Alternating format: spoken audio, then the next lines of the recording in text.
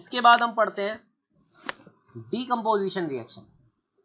इसे आप कह सकते हो कॉम्बिनेशन का उल्टा। वहां पर आप क्या कर रहे थे, रिएक्टेंट कंबाइन करके एक हमारे पास प्रोडक्ट आ रहा था। यहां पे क्या हो रहा है कि एक कंपाउंड है, ब्रेक्स इनटू 2 और मोर प्रोडक्ट्स। यहां पे हमारे पास क्या है, डीकंपोजिशन रिएक्शन में एक कंपाउंड ब्रेक करेगा 2 या 2 से ज्यादा कंपाउंड्स को बनाने के लिए। अब ये जो डीकंपोजिशन है, ये डीकंपोजिशन कैसा भी हो सकता है। कैसे, इसके कुछ पार्ट हम लिख लेते हैं। थर्मल डीकंपोजिशन, इलेक्ट्रिकल, और लास्ट है हमारे पास फोटोकेमिकल। ये हमारे पास इसके क्या हो सकते हैं, कुछ इसके टाइप्स हैं। जब थर्मल में क्या होगा, अगर आप हीट करते हैं, आपने एक कंपाउंड को हीट करा और हीट करने की वजह से क्या हो गया, वो ब्रेक हो गया। जैसे अगर एग्जांपल में हम लिखें तो CaCO3, ये ब्रेक हो जाएगा किसमें, CaO प्लस CO2, अगर आप इसे क्या कर दो, हीट कर दो। तो ये किसका एग्जांपल हो गया, थर्मल डीकंपोजिशन का एग्जांपल हो गया। इलेक्ट्रिकल में क्या होगा, यहां पर आप क्या करते हैं, इलेक्ट्रिक करंट अप्लाई करते हैं कि आपने इलेक्ट्रिक करंट अप्लाई किया वहां पर, और हमें क्या मिल गया, डीकंपोजिशन हो गया। जैसे इलेक्ट्रोलिसिस ऑफ वाटर, तो यहां पे हमें क्या मिलेगा, हाइड्रोजन और ऑक्सीजन मिल जाएंगे। तो ये क्या हुआ, इलेक्ट्रिकल डीकंपोजिशन। उसके बाद हमारे पास आता है फोटोकेमिकल, जहां पर हम क्या करें, सनलाइट की प्रेजेंस में। जैसे अगर हम AgCl पे सनलाइट प्रोवाइड करें तो 2Ag और Cl2 इस तरह से ब्रेक हो जाएंगे। तो ये हमारे पास क्या हो गया, डीकंपोजिशन रिएक्शन के टाइप्स हो गए कि किस किस तरह से डीकंपोजिशन रिएक्शन होती है। अब उसके बाद हमारे पास एक इंपॉर्टेंट चीज आती है इसमें, ऑक्सीडेशन, रिडक्शन और रिडॉक्स रिएक्शन। ये क्या होते हैं, तो हम नेक्स्ट टाइप लिख रहे हैं ऑक्सीडेशन रिएक्शन। सिंपल याद रखो कि कभी भी ऑक्सीजन ऐड हो और हाइड्रोजन रिमूव हो, दोनों में से कुछ भी,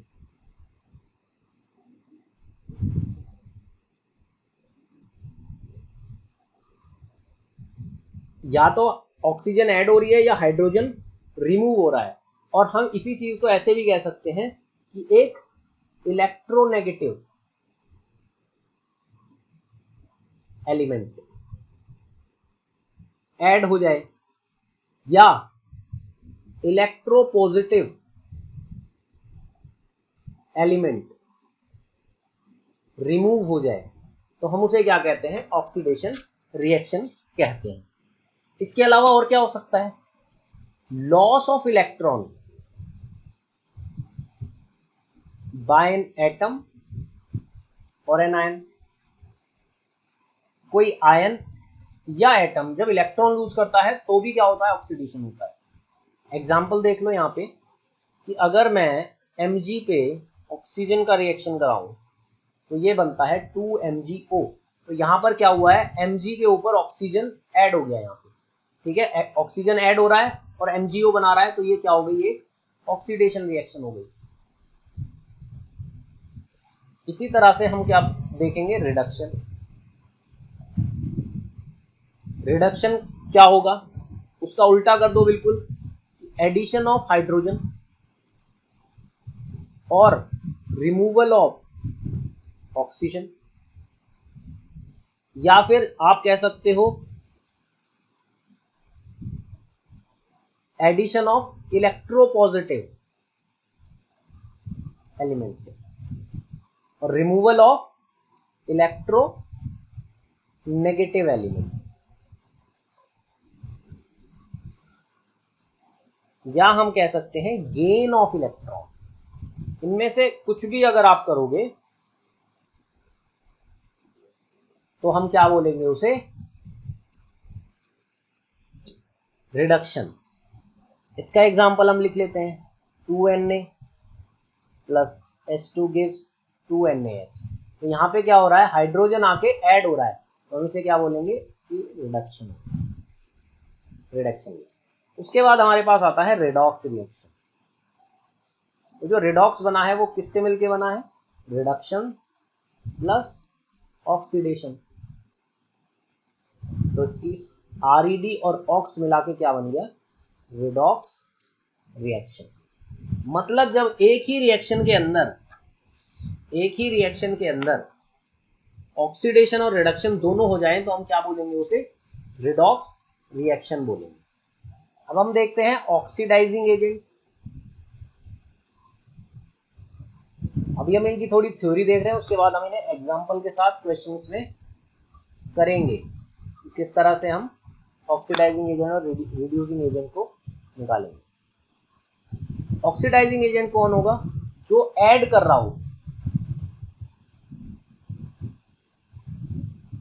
या किसी इलेक्ट्रोनेगेटिव एलिमेंट को, मतलब जो ऑक्सीजन दे रहा हो ऐड करने के लिए, क्योंकि जब ऑक्सीजन ऐड होगी तो वो ऑक्सीडेशन होगा, तो जिसने वो ऑक्सीजन प्रोवाइड करी वो क्या बना, ऑक्सीडाइजिंग एजेंट।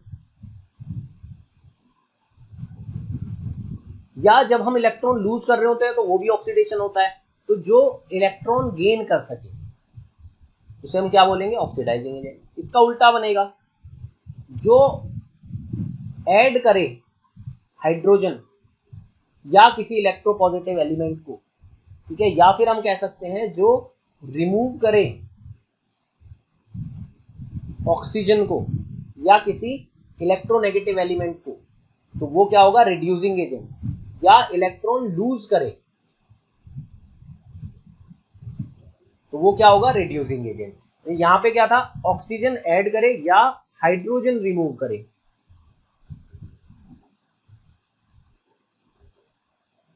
ठीक है, ऑक्सीजन ऐड होना ऑक्सीडेशन होता है, हाइड्रोजन रिमूव होना ऑक्सीडेशन होता है।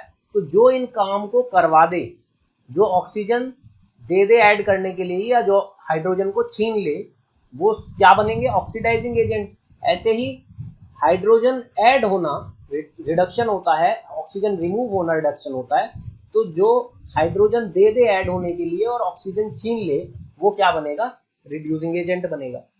उसके बाद हमारा लास्ट टॉपिक आता है कि इफेक्ट्स क्या हैं ऑक्सीडेशन के। क्या क्या इफेक्ट होता है ऑक्सीडेशन का। सबसे पहला तो हम लिखते हैं कोरोजन। कोरोजन क्या होता है कि ऑक्सीडेशन की वजह से हम लिख सकते हैं slow eating up of metal due to oxidation is called corrosion.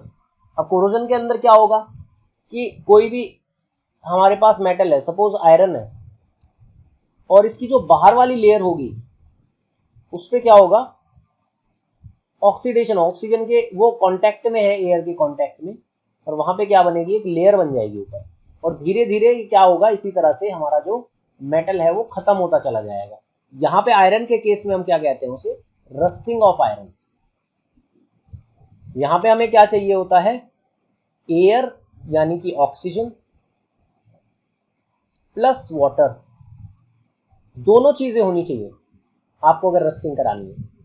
ठीक है, तो यहाँ पे क्या ऊपर से क्या बनता चला जाएगा, ये कोरस यहाँ से बहुत ही इस तरह का एलिमेंट बनता चला जाएगा, ये कि ऊपर से पाउडर फॉर्म में वो निकलता रहेगा और अंदर का एलिमेंट भी फिर एक्सपोजर में आता रहेगा एयर के, और इस तरह से पूरा का पूरा आयरन मेटल खत्म हो जाएगा। ऐसे ही हमारा सभी मेटल्स के होता है। लेकिन जैसे एल्यूमिनियम है, उसकी जो कोरोजन होता है उसका, वो उसके लिए बेनिफिशियल है।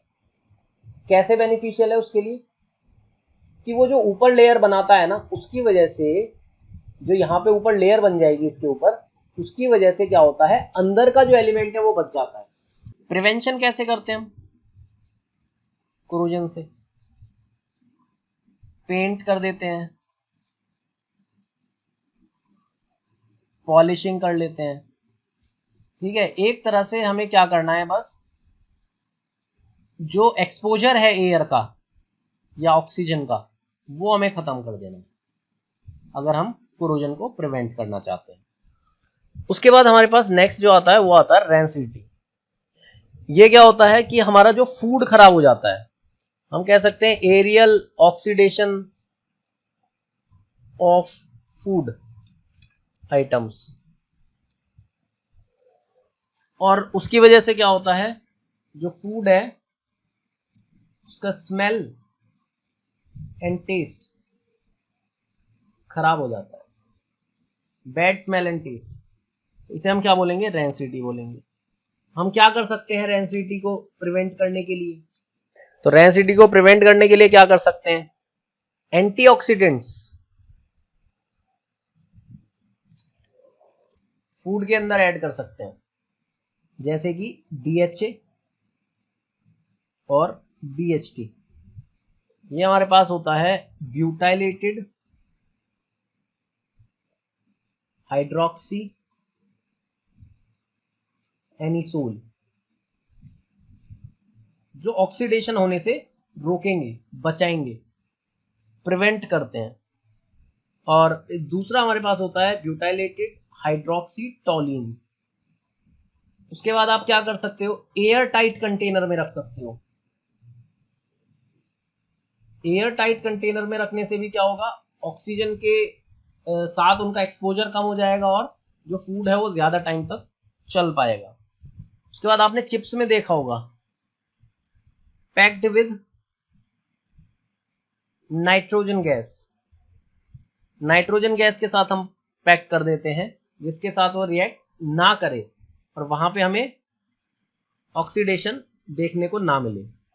रेफ्रिजरेटर्स का यूज करते हैं हम, मतलब लो टेम्परेचर, जब टेम्परेचर लो होता है तो ऑक्सीडेशन स्लो होता है, जब टेम्परेचर लो होता है तो ऑक्सीडेशन स्लो होता है। हम ये भी कह सकते हैं अवे फ्रॉम डायरेक्ट सनलाइट।